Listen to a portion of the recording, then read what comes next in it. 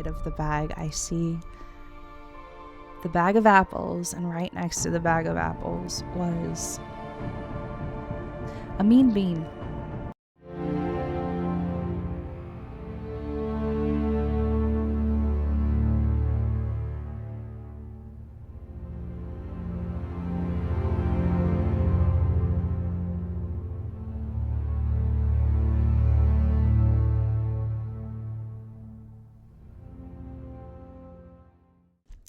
Hello there, everyone. Welcome to my channel. Don't forget to like, share, and subscribe so that you are notified of when I'm publishing content.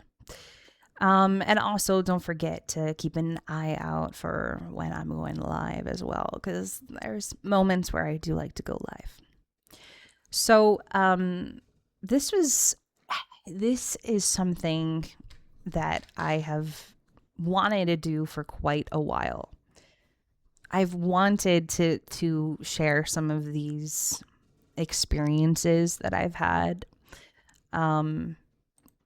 periodically on the channel. I've wanted to kind of talk about it, and I've wanted to really share it with you. And this isn't to say that not, everybody, one thing I want to share with you too, before I start talking about this story, is everybody's gifted. There's nothing that I can do that you can't do, and even going as far as mediumship and everything, we're all gifted in that way. It just depends on how open you are for it. How open are you to receiving messages from the other side, connecting with a loved one, connecting with someone who you share history with. So, the connection that I had with my mother was so, it's still ongoing right now. Like, every so often I have a dream with her, and it's almost like, are you ready? Are you ready, Katie? Like, are you ready, Aura? Are you ready for your life? And it's like, I'm right here next to you. And those moments, but also the coming home and visiting with her when I was serving in the military and having coffee and sitting at the table with her, sitting close by, and occasionally it would be silence. Sometimes we would have our moments where we're just sitting there drinking coffee together, and she would always remind me of a time when I gifted her a very expensive coffee maker. And she would always call me up while when I was stationed, and she would always call me up on the phone, and she'd be like, Katie, I remember you buying me this coffee maker, and every single time I make myself a cup of coffee, it makes me think of you. And I'm having one right now, so that's why I'm calling you. And then, towards the very end, she got into this really energetical drink called Mean Bean, which I did not support whatsoever. I never supported stuff like that. Nope. I would always tell her, you're crazy, Mom, you shouldn't be drinking that stuff. Absolutely not. And I would say it was about, at the beginning stages of her diagnosis and stuff. And I would always tell her, I would always say, please don't drink that. Please don't drink that. But, at the same time, I was kind of like passive about it. I wasn't aggressive, because it was just like, this may be the last time I ever talk to her again. This may be the last time I actually physically get to talk to her again. And so I just kind of left it alone. But after she transitioned, it was like, it was like the connection hadn't been broken, hadn't really severed at all. And, you know, while you're on the go and while you're also trying to, you're trying to grasp the reality of it, and also you're trying to grasp the reasoning behind it. And so while going through that internally, and after some time had passed, I was internally struggling myself. I went to go have surgery, and I had this horrible infection in my body that I had to get rid of, obviously, because I could feel my body fading, and I could feel myself really fading. And I was just like, something is wrong here. Something is utterly wrong here. And at the same time, I was waiting for a place. And because I gave up traveling for a while, so that I could recuperate. And while I gave up that time to recuperate, instead of paying for a motel or anything like that, because I was just like, I'm not paying for a motel. No way. I decided to save up some of my money, and I decided to stay at a shelter while I waited for them to remodel the place that we were moving into. And, they spent quite a bit of time. Actually, they spent like 3 months remodeling it. So that was a really interesting moment. And I just remember every morning being incredibly emotional, being just overwhelmed with emotion.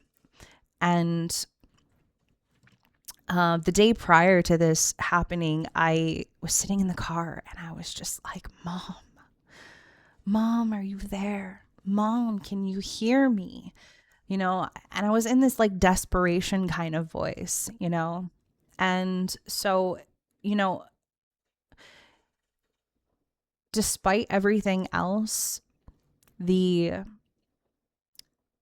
illusion of the separation is what is intact. It's just the reality of it, But when you're going through it yourself, it's a whole different thing. It's a whole different world.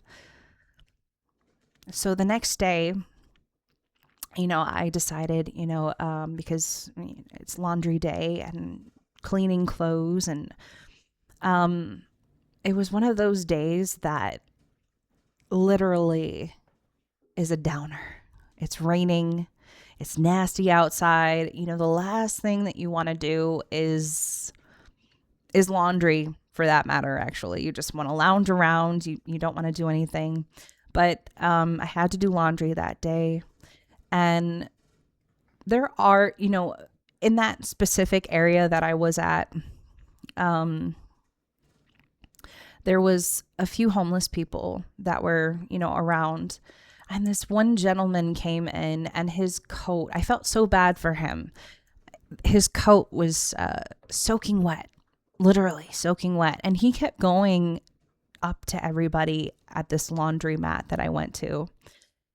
And he kept begging for people to kind of dry his coat, because that's literally all he wanted. He didn't want anything else. He just wanted somebody to dry his coat for him. And I said, he finally came over to me, and he said, hey, do you think you could dry my coat for me? And I said, absolutely. And he looked at me and he goes, really? Really? And I said, yeah, sure, absolutely. And so he looks at me and he's like, well, what do you want in return for this? Don't you want anything in return for this? And I said, no, I don't really need anything. I don't think so. And he goes, no. I have a bunch of food stamps, and I can get you whatever it is that you want. And I sat there and I thought about it, and I was like, I'm kind of craving some apples right now. So, you could just get me a bag of apples and I'll be fine with that. And he said, okay, a bag of apples, you got it. I'll be right back. So, I'm sitting here and I'm thinking, maybe he's not going to come back. I started thinking a lot of different things and feeling a lot of different things. And, as I sat there, I finished my own laundry. And then also I put his coat through the dryer a couple times for him. And he came back and he had this bag, this plastic bag. And I didn't look inside of it. I didn't look in it at all. And I grabbed the bag and I handed him his coat and I was like, here you go. It's dry. I hope that's dry enough for you. If you need me to dry it some more, I can do that. He goes, no, this is perfect. You just made my day. And he hands me the bag and he leaves. And as I'm looking inside of the bag, I see the bag of apples, and right next to the bag of apples was a mean bean. And it was in that moment where I was just like, wow, Mom, you did hear me. You did hear me. So, it goes to show you that just because they're not in the same form as you, they're not in their flesh anymore. They're not in their bodies anymore. The energy is not dead. It's still alive. It's still very much alive. So, even though I'm a medium and even though, I'm sharing this experience with you guys on my channel, that doesn't mean that we don't grieve either. That we don't grieve loss, no matter what it looks like. No matter what it looks like to anyone. It could be grieving, the life that you once lived at one point. But, it was in that moment where I was just like incredibly, I want to say, grateful that she got me a coffee.